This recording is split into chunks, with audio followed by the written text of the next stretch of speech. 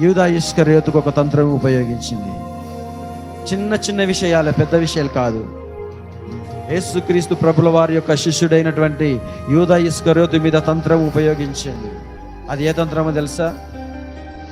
డబ్బు పరిశీలన చేయాలి. డబ్బు సంచిని, ఇతడు ధనాపేక్ష కలవాడై ఉన్నాడు కాబట్టే డబ్బు సంచిని యూదా ఇస్కరియోతుకే ఆ యొక్క డబ్బు సంచి ఇచ్చాడు. కానీ అతనికి ఆశ చాలడం లేదు. ఆశ ఉండొచ్చు కానీ అతి ఆశ ప్రతి మనిషికి ఉండకూడదు.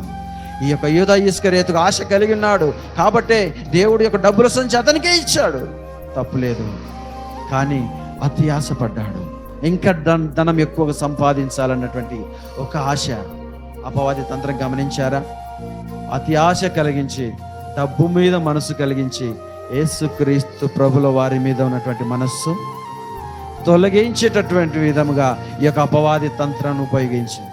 ఈ తంత్రంలో యూదా ఇస్కరియోతు పడ్డాడు. గమనించారా? అపవాది తంత్రములు మీరు ఎరగని వారు కాదు.